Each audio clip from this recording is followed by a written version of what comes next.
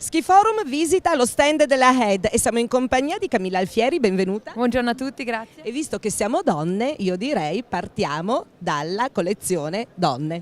Assolutamente sì, perché la collezione Joy è la novità della nostra linea 1920, è una linea che è nata nel 2014 ed è stata la prima linea in cui noi abbiamo introdotto il grafene.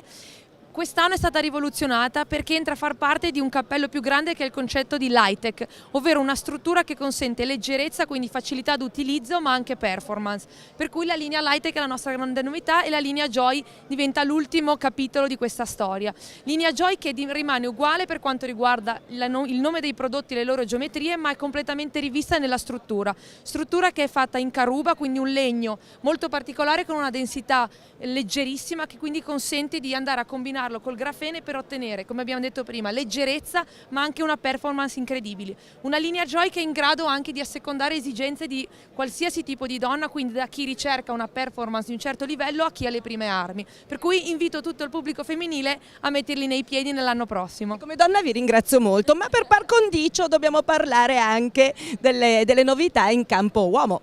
Assolutamente sì, per quanto riguarda gli sci abbiamo una conferma di quelle che sono le nostre linee di battaglia, quindi la linea Race e tutta la parte dei World Cup Rebels e la linea Super Shape che è il nostro col Magnum, che è il nostro best seller in assoluto. Per quanto riguarda le scarpe invece abbiamo una grande novità nella linea Raptor, quindi il nostro scarpone top di gamma, quindi legato a chi cerca la performance. Perché? Perché sia il 140 che il 120 presentano una scarpetta Liquid Fit, tecnologia che abbiamo presentato l'anno scorso ma che siamo riusciti a portare anche negli scarponi un po' più performanti, quindi una tecnologia di personalizzazione della scarpetta che può essere rifatta nel tempo, quindi rivoluzionaria in questo senso. Altra novità è invece il Nexo che presenta una versione RS, quindi una versione con l'aste un po' più corto, un po' più stretto, anche questo dedicato a chi cerca sì la leggerezza come abbiamo visto prima ma una performance ancora più precisa. Quindi queste diciamo sono le novità per la collezione uomo e donna 1920 di Head. Ti ringrazio moltissimo Camilla, buon lavoro. Grazie a voi.